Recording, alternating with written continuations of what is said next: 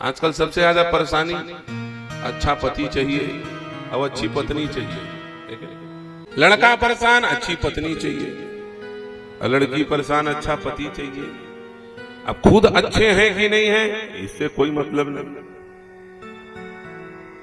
खुद अच्छे हैं कि नहीं इससे मतलब नहीं। लड़की चाहिए अच्छी, लड़का चाहिए अच्छा। हर माँ ये चाहती है कि मेरे घर में जो बहू आए वो अच्छी रहे। अब दूसरे के घर से बेटी लाना चाहते हैं अच्छी, और अपनी बेटी को सुर्पनखा बना के भेजने की तैयारी कर रहे हैं।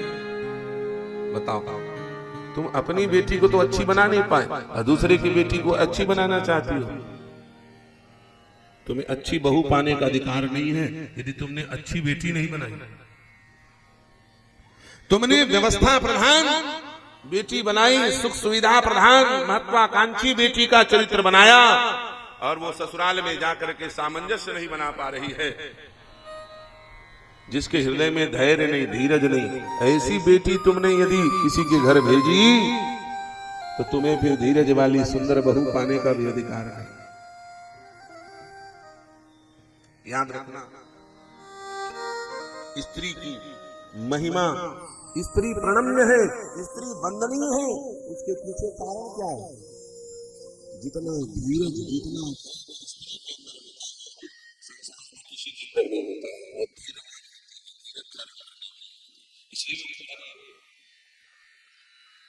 पुरुष वीर है लेकिन वो प्रणम्य नहीं है। प्यारे, हमारे यहाँ वीर की पूजा नहीं होती, हमारे यहाँ धीर की पूजा होती है। पुरुष वीर है और नारी धीर है, इसलिए नारी की पूजा हो। सच बताओ, कितना धीरज है उसके अंदर। 9 महीने तक पेट में वो वजन लेकर के घूमती है,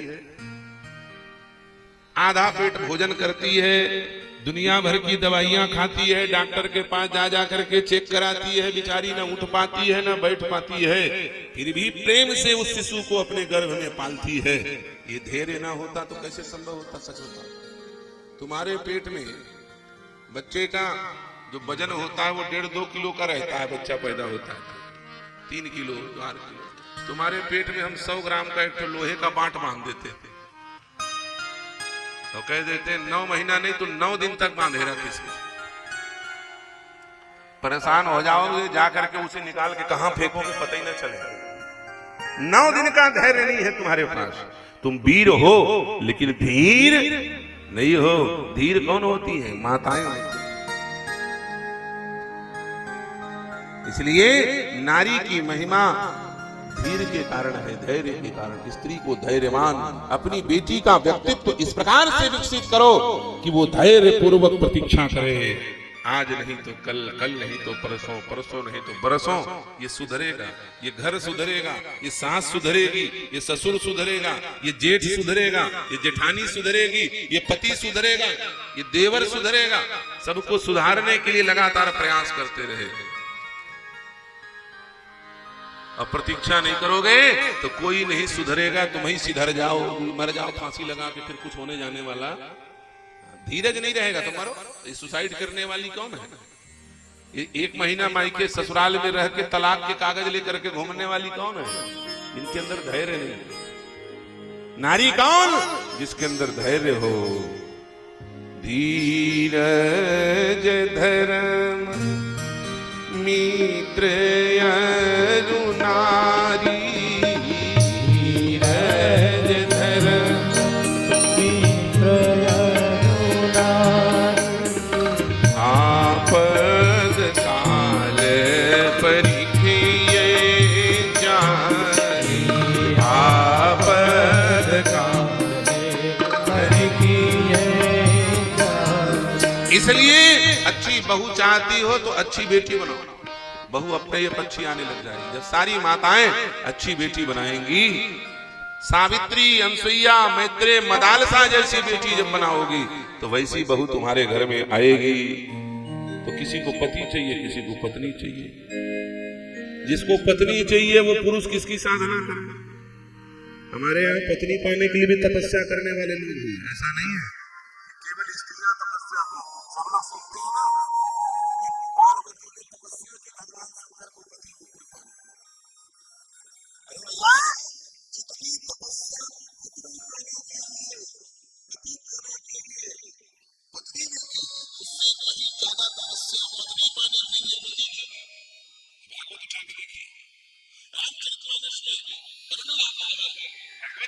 कथा है, पार्वती जी ने 3000 वर्ष तक तपस्या की। 3000 वर्ष तक जब भगवान शंकर पति रूप में मिले। और भागवत में कथा है क्या, करदम ऋषि ने 10,000 वर्ष तपस्या की, तब देवहूति जैसी पत्नी मिली। इसका मतलब पति मिल जाए भाग्य है, अच्छा पति मिल जाए ये भाग्य है, और अच्छी पत्नी मिल जाए ये सौभाग्य है। पत्नी मिलना बड़ा कठिन, पति तो मिल ही जाएंगे बेचारे।